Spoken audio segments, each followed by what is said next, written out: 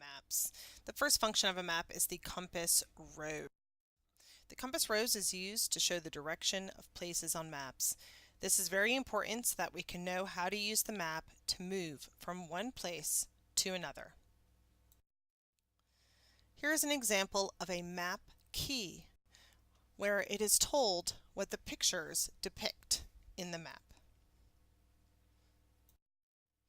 Here is an example of toponyms. Toponyms are showing you what that item is on the map.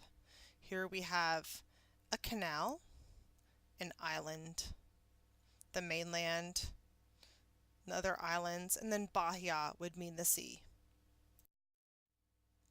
A map scale shows the relationship of a feature's size on a map to its actual size on Earth. It is either composed of a ratio or a fraction. For the map scale, we have a graphic scale down here or a written scale. Representative fractions. As we see here, it's 1 inch to 250,000 feet. This is 1 inch to 50,000 feet, and then 1 inch to 2,500 feet. As we can see, the smaller the ratio, the more detailed the map is. Assuming that you have two maps of the same paper size, which of the two representative fractions shows the most detail in the smaller surface area? That would be B, 1 to 10,000, whether it be 10,000 feet, miles, etc.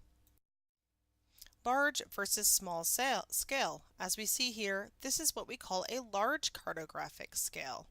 We see more detail in the large cartographic scale.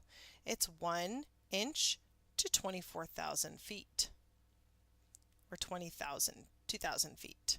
This is 1 inch to nearly a mile, and then 1 inch to nearly 4 miles would be a small cartographic scale. A projection is the scientific method of transferring location on Earth's surface to a flat map. It is a way of flattening a sphere into a plane. Gauss proved that a sphere cannot be represented on a plane without any type of distortion. Since any method of representing a sphere's surface on a plane is a map projection, all map projections distort. Every distinct map projection distorts in a distinct way. There is no limit to the number of possible map projections. Map projections can be constructed to preserve one or more of these properties: area, shape, direction, bearing, distance, scale, etc. Though not all of them simultaneously, each projection preserves or comprises or approximates basic metric properties in different ways. The purpose of the map determines which projection should form the base for the map. Because many purposes exist for maps, many projections have been created to suit those purposes. We always take into consideration distance or direction, shape, and relative. The Mercator projection creates increasing distortions of size as you move away from the equator. As you get closer to the poles, the distortion becomes very severe, and it's used for nautical purposes. The Peter projection is an equal area map.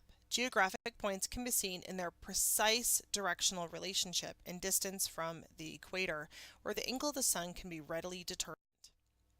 The Mullweed projection, primarily used where accurate representation of area takes precedence over the shape. The distortion is shape and angle. The Robinson projection, the distortion is everything, in very small amounts, however, primarily used to create visually appealing maps of the entire world. The azimuthal projection, the distortion is shape and distance as one gets farther from the center. It's used when drawing polar maps. Homogeneous, minimal distortion.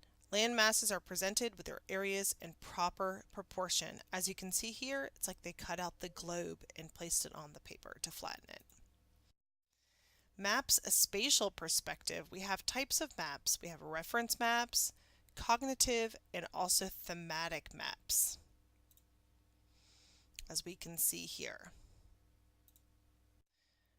Here are some types of thematic maps. We have dot maps, choropleth, and isolene. Choropleth uses differences in shading, coloring, or the placing of symbols. Dots uses dots in a specific area. Each dot is a specific quantity. Isolene uses continuous lines joining points of the same value. GIS, or Geographic Information System, is a computer system that stores, organizes, analyzes, and displays geographic data. GPS is the Global Positioning System, and it determines the precise position of something on Earth through satellites, tracking stations, and receivers. The information that is taken from the GPS is stored in the GIS.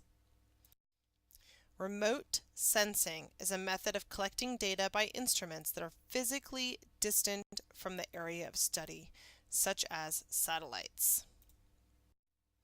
Historical perspective. Maps represent cartographers' understanding of world during a specific period of time.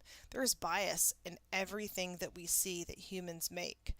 North hasn't always been up. It is completely artificial that we have north at the top of a map. The convention came a few centuries ago when Northern Hemisphere European navigators started using the North Star in the magnetic compass. Before then, the top of the map was to the east, to Jerusalem in the Orient, which is where the word orientation comes from. Therefore, what we assume to be self-evident that north is up on a map is indeed completely arbitrary. Cultural bias. Maps represent common cultural values and viewpoints. So we can see there are many different types of cultural bias. When you see a country that is placed in the middle of a map, most likely there is cultural bias on that country. Personal bias. Maps represent the cartographer's own political, economic, or social viewpoints. From what you can see here, there are many biases. These symbols that are located in each state is deemed what's most important to the maker of the map, the cartographer.